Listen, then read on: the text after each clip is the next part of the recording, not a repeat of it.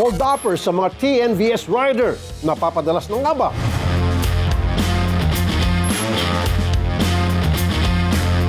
Isang Koleala na SK Kagawad sumasideline bilang isang TNVS rider.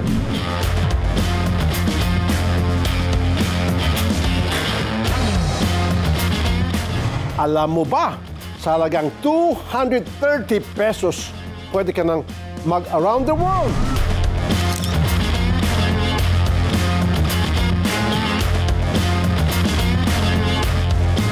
Ako po, si Rafi Tulfo, ang kapatid mo.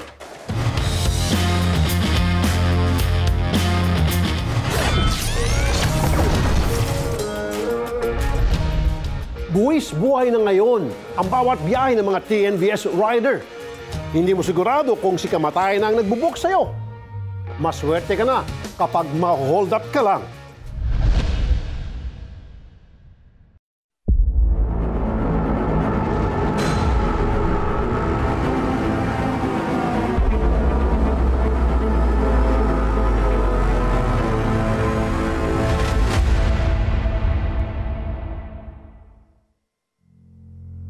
Lumapit sa programa ang TNVS driver na itatago natin sa alias Mark.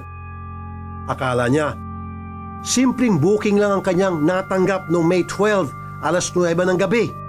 Malapit lang naman ang destinasyon sa Green Hills, San Juan. Pagdating sa pick-up point sa Robinson's Ermita, dalawang lalaking sumakay sa kanya. Pero pagdaan nila sa madilim na bahagi ng Paco Santa Mesa Bridge, tinutukan siya ng mga ito ng kutsilyo at baril.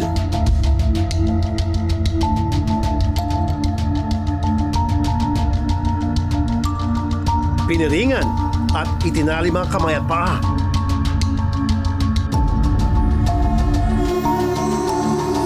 Pagkatapos, isa sa mga sospek ang nagmaneho ng sasakyan. Bago po ako matakpan sa bibig, nakiusap po ako na, mga sir, kunin nyo na po lahat sa akin. Huwag nyo lamang po akong papatayin dahil meron po akong pamilya na binubuhay. Pag-tape po nila sa akin, nilagay po nila ako sa likuran ng sasakyan. Hindi ko maalala kung ano po yung pinantakip sa akin. Habang nakapikit po ako ng packaging tape sa mata, meron pong pinakausap sa akin na tao. Ang sabi po nung nasa telepono, huwag ka nang lumaban, trabaho lang.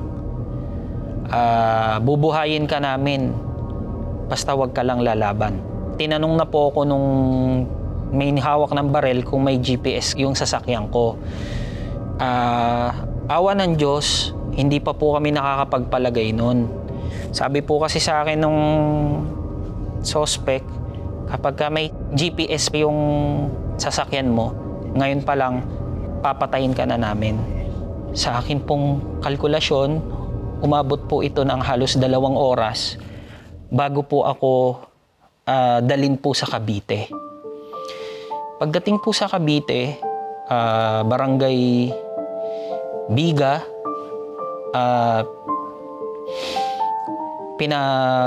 nagdesisyon na po silang ibaba po ako sa isang maliblib na lugar at pinaupo po sa parang kanal o creek. Itiningala po yung aking ulo. Ginilitan po ako ng leeg. 2 beses niya pong nalaslas. Nung pangatlo po, nasaksak niya na po yung braso ko. Sa awa po ng Diyos, meron na pong dumaan na motorsiklo po. Naramdaman ko po siya habang nakapiring po ako na may bigla pong lumiwanag. Siguro po, padala po ng Panginoon para bigyan pa po ako ng pagkakataong mabuhay. Pakiramdam ni alias Mark, tutuluyan na siya. Mabuti na lang at may dumang ibang sasakyan. Isang rider ang nakakita sa kanya at tinulungan siyang maitakbo sa ospital. Nung nakaharap ko po siya, yun po, so iyak po siya ng iyak. Tapos nag-iyakan na rin po kami. Natahi na rin po yung niya, yung dito po niya. Tapos shock din po siya nung time na yun. Hindi, basta puro iyak lang din po kasi siya eh. Sabi niya, yung masasakyan natin na tangay, yung pera na inipon ko para dun sa pang-propose sa'yo, wala din nakuha. Sabi niya ganun. Sabi ko, kahit naman wala na yun eh, mag-iis ako, kahit nawa na yun, basta, importante buhay ka. nagsumbong din sila sa pulis. Noong pong May 13, 12 midnight, may tumawag po sa amin ng hospital. May dinala daw po doong biktima ng robbery hold-up. At doon nga po namin nakausap ang biktima. At sinabi niya nga po doon po sa bandang Barangay Biga, siya sa Casanueva, doon po siya iniwan na may sugat. So ang nangyari po, pumunta po kami doon, nagkandak ng CCTV backtracking, interview sa mga residente, baka may mga nakakita. Sinamahan po namin siya para makipag-coordinate sa Green Hills. At sabi kasi doon nangyari ang pang-hold up. Yung pala, sakop ng Bacood, Santa Mesa.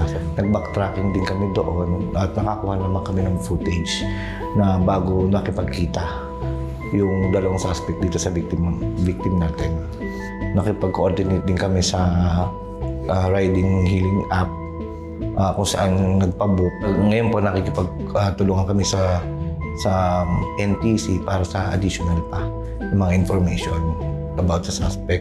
Lumapit din kami sa Highway Patrol Group para maalarma yung itinakas na sasakyan. Nasa 7,000 pesos araw-araw ang kinikita ni alias Mark sa pagiging TNVS driver. Nang humingi siya ng tulong sa kumpanya, binigyan lang daw siya ng 10,000 piso. Pero kulang na kulang ito sa lahat ng kanyang pangangailangan. Laking pasasalamat ng asawa ni Mark na buhay ang kanyang mister. Pero ang problema nila ngayon, ang sasakyan na hindi pa man bayad ay ninakaw na. Yung sasakyan po, December 2023 lang po namin siya nakuha. Tapos yun, after a month po, nag-decide nga po siya na mag-apply dito sa po, para po mas mapadali po niya yung paghulog po namin. 5 years pa po namin siyang huhulugan. May time po, kumakain kami, iiyak siya. Sabi ko, bakit ka umiiyak? Sabi niya, wala kasi ang sarap ng pagkain. Kasi nung time na na-hold up ako, halos di talaga ako nakakain, kinabukasan na. Tapos kahapon po, nagda-drive siya kasi meron po kami ng sasakyan. Bigla po naman po siya umiiyak. Sabi ko, bakit ka umiiyak? Sabi niya, namimiss ko yung sasakyan natin. Ang tagal-tagal nating nagsikap para makakuha ng sasakyan. Tapos ilang buwan lang, nakuha niya rin sa atin agad. Yun, pinapaalala ko po na sabi ko yung sasakyan, pera yan, mapapalitan yan. Pero ikaw kahit anong gawin ko dito kung nawala ka, hindi ka na mapapalitan. Bilang biktima po, ang pinakamahirap na parte ay yung kalimutan yung nangyari. Until now po, wala pa rin po akong maayos na tulog.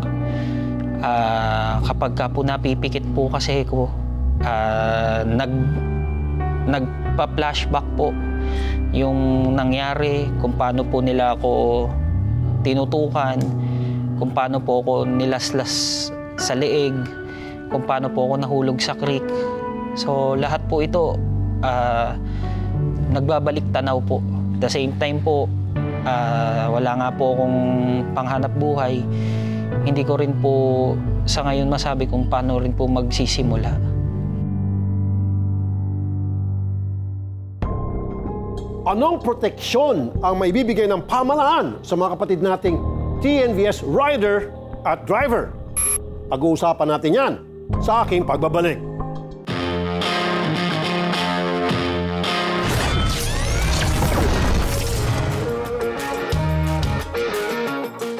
Easy target ngayon ng mga TNVS. Mahirap pumalag kasi kapag ang hold-upper ay nasa likod mo at nakadikit sa'yo. Mapanganib na nga ang kalsada, paano pa kung ang panganib mismong nakaangkas sa'yo? Naka-masking tape ang mga kamay ng TNVS driver na si alias Tristan. Nang matagpuan siya sa 30 talampakang bangin sa barangay Inarawan sa Antipolo, Rizal. Kwento ni alias Tristan sa mga pulis na sumaklolo. April 30 na madaling araw, sinundo niya mula sa Pasay ang 3 lalaki. Nagpahatid ang mga ito sa Maynila. Biyahe pa lang, kinukutuban na raw siya. Nagpaikot-ikot daw sila hanggang sa bumaba ang isa. Maya-maya biglang nagdeklara ng hold up ang sakay, saka piniringan ang driver. Pinlano pa raw na barilin ang pobreng TNVS driver. Pero hindi kumagat ang bala, kaya itinapon na lamang siya sa bangin. Sa kabila nito, nagawa pa rin daw ni alias Tristan na makahingi ng saklolo. Gumapang na lang ang biktima papunta sa mga bahay malapit sa lugar para humingi ng saklolo. May nakita siya isang bahay doon na siya kumatok, humingi ng tulong doon sa gate. Pagdating po namin dito is hindi naman po namin alam na biktima pala siya ng carnap, tapos hinold up din. Pagbaba po namin doon is hindi siya makakilos, masakit po yung dito niya spinal, hindi siya makagalaw. Kinailangang sumailalim sa operasyon si alias Tristan dahil sa tinamong bali sa gulugod o spine. Katakot-takot din na trauma ang inabot niya, kaya hindi na makaharap sa kamera. Si alias Mark may benda pa sa lieg nang humarap sa inyong lingkod para idulog ang kanyang sitwasyon. Ano po sugat sa lieg niyo? Naghihilom na. Opo. Paano nangyari po yan? 10 stitches po siya. Yung kutsilyo po, naramdaman ko nakadalawang saksak po siyang ganun. Balak na pong putulin. Hindi naman daw inakala ni alias Mark na kawatan ng mga pasahero niya. Maayos po yung pananamit nila. Tsaka po yung pick-up po ay maganda yung lugar. Yung drop point po ay maganda rin sa mall din po sa Green Hills. Tinutukan na po ako ng baril po sa Tagiliran. Ang sabi po nila, huwag mong ihinto. Huwag mo muna ihinto, diretso mo. Huwag kang gagalaw, kundi babariling ka namin. Hinataw po ako sa ulo, nilagay po ako dun sa likod, may taklob po. Yun po, idol, black and white na po yung paningin ko. Kasi po, hindi ko po inisip lumaban dahil po yung sariling kapakanan ko na lang. Tama lang. Halos buong mukha ni alias Mark ang piniringan ng mga kawatan. Sa pamamagitan ng natirang uwang sa kanyang ilong, pinilit ni alias Mark isigaw ang panawagan na huwag siyang patayin. At panalangin na sana man lang may makakita sa kanyang pulis. Nananalangin po ako na sana may sumilip na pulis. Wala. O sa checkpoint, dumaan pa po kasi ng expressway, idol. Okay. Sa 2 oras po na yun, wala po akong ibang iniling, Lord. Buhayin niyo lang po ako sa kanila na pulat. Isang bahagi ng salaysay ni alias Mark ang nakapukaw sa aking atensyon. Nung sumakay po, idol, naka-cap po, tsaka face mask. Yung isa po sa likod, akala ko po bulag po kasi nakasalamin po siya. Siguro ang gagawin na natin, gagawin requirement, patakaran na lahat ng mga ride na pasahero, patatanggal yung sombrero at saka face mask, and then kukunan ng picture for the safety of ng the mga driver po. Kung akong tatanungin, siguro isa yan sa papa-implement natin. Kung ayaw mong tanggalin yung bull cap mo, ayaw mong tanggalin yung sunglasses mo, ayaw mong tanggalin yung face mask mo, no ride. Opo, idol. Tama diba? po. Ang tanging pinangahawakan ni alias Mark, cellphone number na nag-book sa kanya. Pero nang hanapin daw sa National Telecommunications Commission ang record, wala pong, kahit sa NTC daw po, wala din daw pong registration yung number na yon. Walang registration number? Opo. Hindi po to, idol, mahuhuli. Marami pa pong kagaya ko po. Tutulungan ko po kayo. Salamat po, idol. Yung mga hindi na ibigay ng... ibibigay ko sa inyo, ha? Sige po. Salamat po, idol. Sige po, tutulong po ako.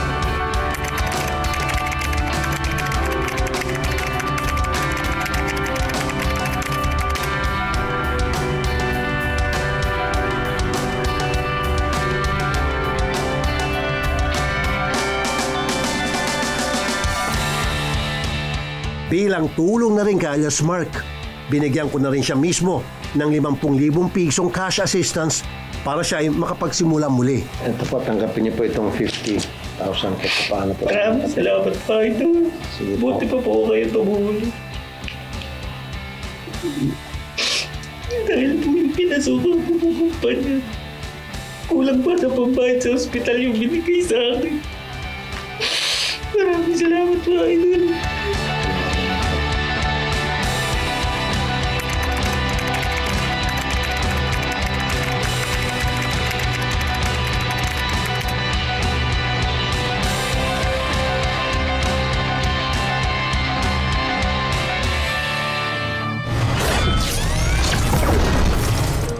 aking pagbabalik, positive story naman tungkol sa isang rider.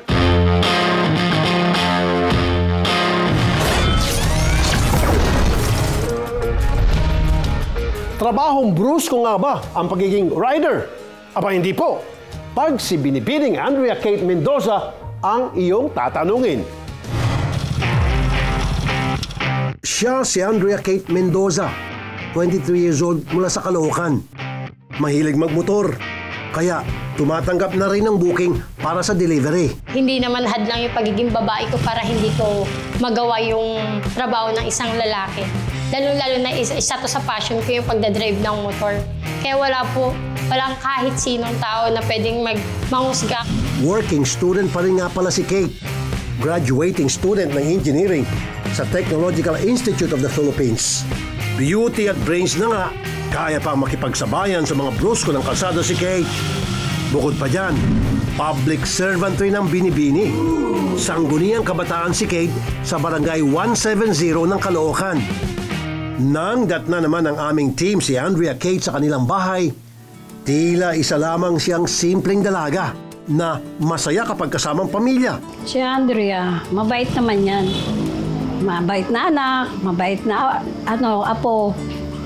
Kahit hindi kami perfectong pamilya, kahit nag-aaway-aaway sila, maya-maya din, bati-bati sila. Proud ang mga parents ni Kate. Masipag, may ambisyon, at may malasakit. Malaki ang ambag ni Kate sa mga pangangailangan ng pamilya niya. Noong una, medyo tutol ako dahil babae siya na magmumotor.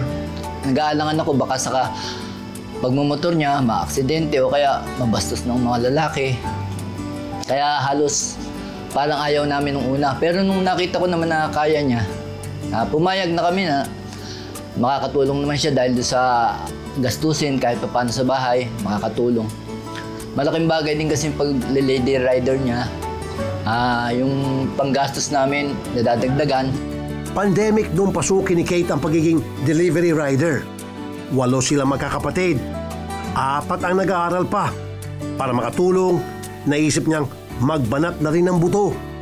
Sakto naman na mataas ang demand sa delivery rider nung pandemic.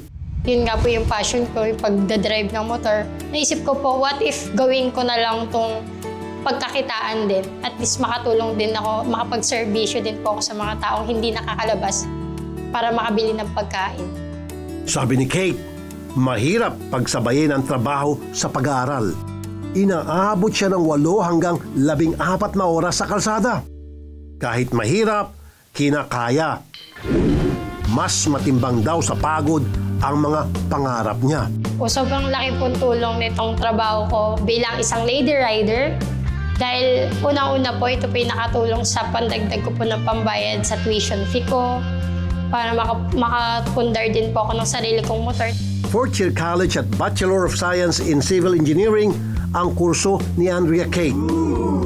At bukod sa pagiging estudyante at lady rider, binoto rin si Kate na sangguniang kabataan. Ganyan na lang ang tiwala at bilib ng mga kapitbahay sa masipag na dalaga. Time management po ginagawa ko. Kumbaga, pagka sa umaga po may pasok po ako sa school, then yung free time ko po, binabiyahe ko po para makalikom po ako ng pera. Pandagdag din po ng tuition. Itong 4th year po, medyo na-busy po kasi. So, ang ginagawa ko po kasi, Monday to Friday po yung pasok ko. Pero may Tuesday, Thursday po kung maaga po yung uwi ko. Biyahe po ako ng hapon. Tapos kapag Saturday naman po kasi, duty ko po ng SK Kagawa. Then Sunday po, dun po umaga pa lang nagbabiyahe na po. Alam ni Kate ang panganib sa kalsada. Sa awa ng Diyos, hindi pa naman siya nadidisgrasya o sumisemplang. Pero hindi siya nakaligtas mula sa mga manlulokot abusado. Ang una kong dala sa syempre prayer, lakas ng loob sa biyahe. Then marami na din po ako, nung una po akong maging rider, marami na rin po ako na-experience na yung mga scam po, mga fake booking. Yun po, marami na rin po ako na-experience na ganun. Then meron din po ako na-experience na customer na yung grabe mamaliit ng rider. Ganun po. Pati po, nadaranasan ko po na mura po ako ng isang customer. Kasama sa training nila ang paano magtimpi at magpasensya. Ika nga raw kasi, the customer is always right, kahit hindi.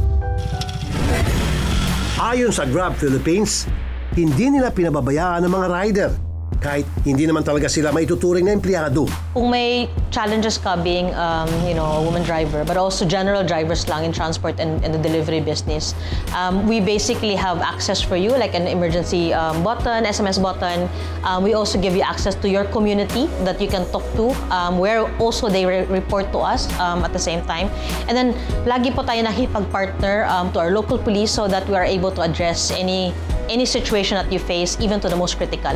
Ayon pa sa Grab, marami na rin mga lady riders sa Pilipinas. Ganyan ang Pinay, hindi mapili sa trabaho. Mas nangingibabaw ang hangaring tumulong sa pamilya. Ang bawat tao may kakayahan yan eh. At naniniwala ako na hindi porket babae kami is mahina kami.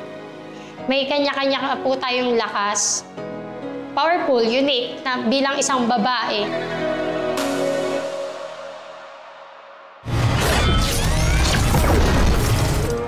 Sumemplang na kaya si Miss Kate? Alamin natin yan sa aking pagbabalik.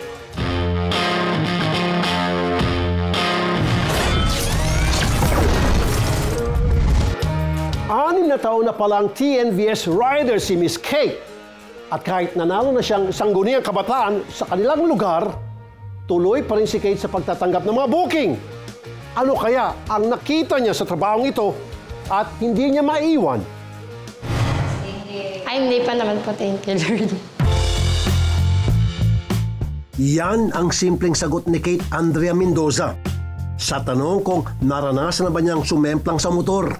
Yung struggle lang naman po, lalo sa pagdadrive, dahil nga po kalsada po yan, delikado, dahil una-una, buhay niyo po yung nakatala dyan eh.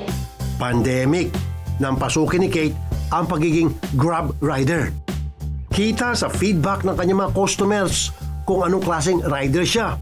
So actually, napaka-proud po kami kay Andrea over the many years being in the Grab food service. No? Ang dami naming natanggap na positive feedback for Andrea. And super proud, again, thank you for the service. But marami po talagang kagaya kay Andrea sa platform natin na nagsiservisyo ng tapat, na kayang kinakaya yung trabaho kahit minsan mahirap. So maraming salamat, Andrea. Working student si Kate. Pinapaaral niyang kanyang sarili. Tumutulong rin siya sa mga gastusin sa bahay. Isa rin siyang public servant. Binoto ng kanyang mga kabarangay sa sangguniang kabataan. Bago ko po pasukin yung pagtakbo ng SK, is mas naano po ako na baka hindi ko po kayanin. Ayun po yung parang nag-doubt pa po ako kasi baka hindi ko kayanin. Pero nasa puso ko po kasi talaga yun eh. Parang nasa puso ko na gusto kong maglingkod. Wala sa plano ni Kate ang pasukin ng pagiging opisyal ng barangay. Aksidente lang daw ang lahat. Wala talaga siya sa choice ko para sa SK chairperson. It's just so happened na nung nag-file kami ng candidacy sa Sangguniang Kabataan at Sangguniang Barangay, may isa doon na overage. Overage, ang hirap mag-file ng candidacy. So, ang ginawa ko, nag-decide kagad ako na kailangan mapalitan. Nung pagbalik ko dito, sabi ko doon sa aking mga kasamahan, patawag natin si Kate. Kasi siya yung nakikita ko na pupwede. Kahit last-minute candidate, nag-number 3 si Kate sa botohan. Hindi nagsisisi si Kapitan sa kanyang naging desisyon. Kaya pumasok yung idea na si Kate ang kuhanin dahil alam ko, sa linya ng mga kabataan, marami kaming nakikita mga kabataan, pero kakaiba siya.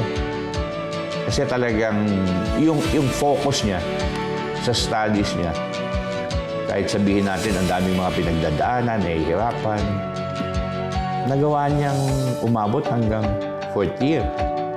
Bilib din ang chairman ng SK. Hindi raw napapabayaan ni Andrea Kate ang kanyang responsibilidad sa mga kabataan ng Barangay 170 Caloocan. Doon nga po bumibilib sa kanya dahil po napagsasabay niya po yung pag-aaral, pag lady rider niya po. Nakaka-duty pa po siya, yan nakaka-attend po sa bawat session namin na nagagawa dito sa aming barangay. na Monday to Sunday po may SK Kagawad po na isang duty sa aming office. Ang schedule po ng pasok ni Andrea Kate, Sabado po siya. May programa po kaming libreng print sa bawat kabataan sa aming barangay. Yun po yung nagiging toka niya po sa amin. Hindi nakikita ni Kate na dagdag na pabigat ang kanyang pagiging SK. Saan kaya kumukuha ng lakas ang dalagang ito? Ang naging lakas ko po yung lola ko tsaka yung mama at papa ko. Yung pamilya ko.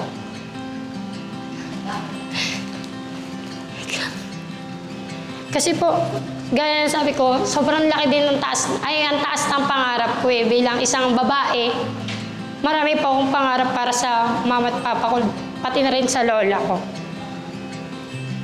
Pangarap ko din po kasi sa pamilya ko isa yung madalas sila sa mga lugar na hindi nila na-experience noon. Yung mga bagay na hindi po nila nagawa. Lalo na ng mga kabataan pa sila. Kahit sinong magulang, magiging proud sa anak na katulad ni Kate. Lahat ng gusto niya, suportahan namin. Kung ano yung gusto niya talagang makamit na sa buhay. Sana makapagtapos ang anak kong yan para matulungan niya kami kahit papaano. Bilang ama, suportahan ko lahat ng gusto niya. Hanggat sa kaya ko, hanggat sa malakas ang katawan ko. Sana nga matupad niya lahat yung minimithi niya. Hanggang sa guminawang buhay namin, sana lahat-lahat ng pangarap niya matupad niya. Mama at papa ko po, konti na lang. Matatapos na, gusto ko po kasi magpahinga na sila at the same time na hindi na sila magtatrabaho. Na ako na lang po yung magtatrabaho para sa kanila.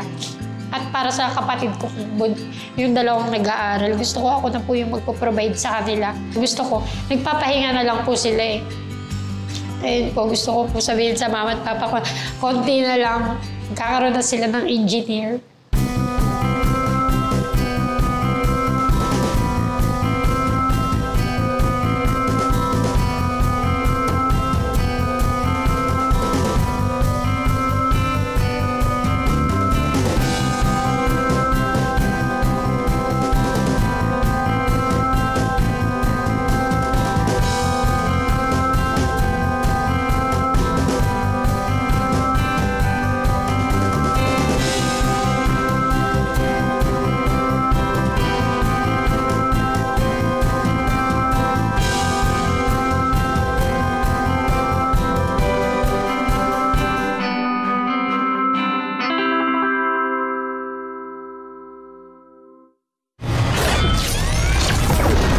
Nakaraang episode, ipinakita namin sa inyo kung paano mabusog sa halagang 15 pesos. Ngayon naman, ipapakita ko kung paano magliwalyo sa buong mundo sa halagang 230 pesos. Ang lahat ng yan sa aking pagbabalik.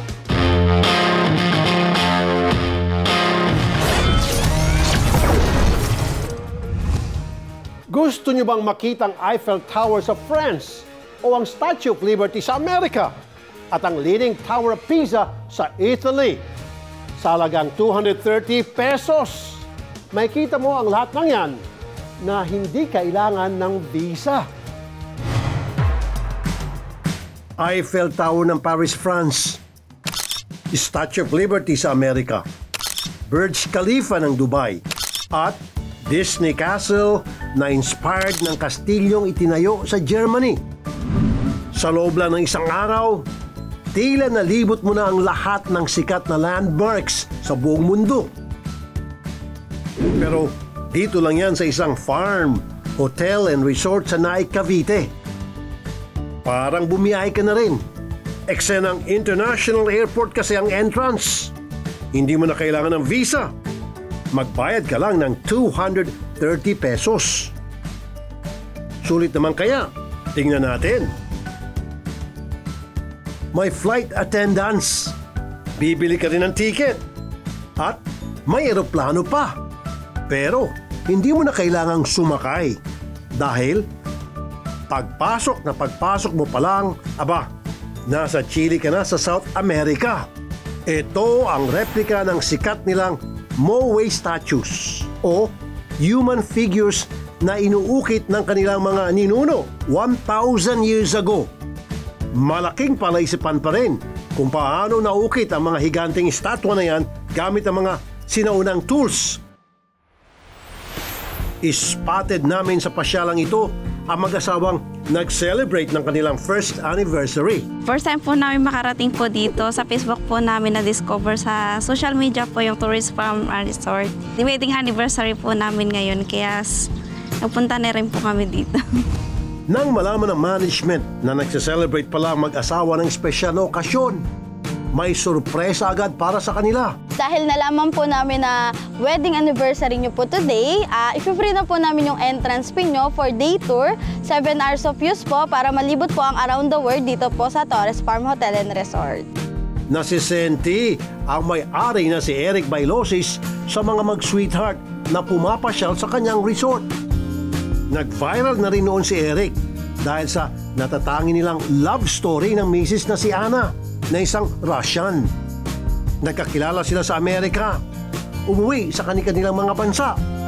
At habang LDR o long distance relationship, napagtanto nilang mahal talaga nilang isa't isa. Kaya naman, nag-underwater wedding proposal pa si Eric para kay Ana. Ito yung talagang from day one until end, kami ang nagmando talaga. Like the specific, like parang mukha siyang maging Japan talaga. The garden, the pool. So, grabe, parang pag nandito ka para talaga kang nasa yung calmness. Well, for us, it's always a date. Since the day one na ginawa namin to. Kumbaga, lagi kami every afternoon, we go around the resort para to see what's going on. So it's like our 8 years date here in Torres, especially we live here. Mas gumaganda raw ang mga atraksyon sa farm hotel and resort na ito kapag gabi. Tapos na po ang klase kaya hindi cutting classes ang mga estudyanteng ito. Nang napili naming lugar, kaming magkakaklase, ito ang napili naming place para sa aming field trip ngayong year. Sabay-sabay silang sumakay ng golf cart para mag-trip around the world. First stop, ang Eiffel Tower. Kinakatawan nito ang husay sa engineering ng mga Pranses noong panahon ng itinayo ito para sa Paris Expo noong taon 1889. Makikita rin dito ang tinuturing na engineering wonder ng panahon natin, ang Burj Khalifa, na original na matatagpuan sa bansang Dubai. Ito ang pinakamataas na building sa buong mundo na merong 163 floors. Maraming bilyonaryo ang nakatira dito. Ang Statue of Christ the Redeemer, nasa sobrang makatotohanan, akalain mong nasa Brazil ka talaga. Kahit hindi Pasko, bukas ang Christmas Village dito. Kaya feeling Christmas every day.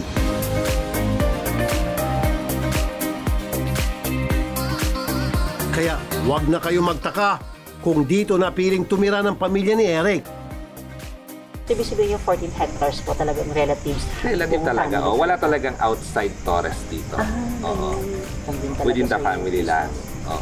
Kaya dito, pag nagpatayo sila, hindi pwedeng walang design. Dapat sumunod kayo sa rules and Torres Farm. Kailangan mag-iisip po alam design. Kaya, kung anong gusto niya, basta dapat may motive siya. May motive. I see. Ganda eh. Yes. Siyempre, di kompleto ang pasyalan kung walang chibugan. Best seller nila dito ang Choco Hazelnut and Guayabano Shake. Tikman natin. Panalo, sir. Labas nga. Best seller raw ang pizza. Mrs. mismo ni Eric ang gumagawa. It's my honor po na makasama si Miss Ana, ang wife ni Sir Eric, para gawin ng best-seller food nila dito, ang pizza. Thank you, Miss Ana. Let's do this na po. Yes, thank you so much. Ay, may butas. Nabutas ko yung pizza. Assistance. Kahit pausan tayo. Spin mo mas matas. Yan! Nice. Perfect. Ang ingredients. Mailagay equally. Ito yung mozzarella. Ito po yung yun ang kahit anong motion. Okay. Is. After 3 minutes lang daw, sabi ni Mama Ana, kailangan mailabas na yung pizza. Congrats! Look at Congrats! Irene, So, start natin with the Alvins. Yes, sige, tikman muna natin ha. Perfect. Harap. Perfect. I mean, best pizza ever. Wow. Promise. Walang halong tsuka. Di ba, kuya? Sarap. Pwedeng wala ng uyan ito. May hotel na kasi sa loob mismo ng resort. At dahil napagod tayo, dito na tayo sa kanilang hotel. Let's go, girls! Sakto pang honeymoon o pang staycation ng pamilya. Kung ang mga bakasyonistang tatanungin, alin kaya ang best attraction sa lahat? So natapos na yung field trip niyo, girls. Sa tingin niyo, ano yung best attraction so far nung inikot natin? Yung Christ the Redeemer, grabe, sobrang holy and Brazil na Brazil ang vibes. Nice. Ikaw naman? Ay po sa Eiffel Tower kasi pang Paris po ang vibes. Oh, di ba? Ikaw? Sa akin yung Station of the Cross, parang Holy Week lang ang peg. Oh, nice. I hope na-enjoy yun, no, and for sure makikita pa tayo ulit. Yes,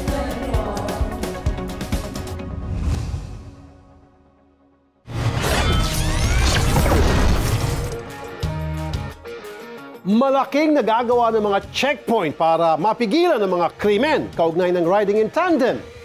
Pero, paano kaya magagamit ito para sa kaligtasan ng mga TNVS rider, driver at kanilang mga customer? Patunay si Binibining Kate na ang pagiging rider ay hindi lang pang macho at brusko.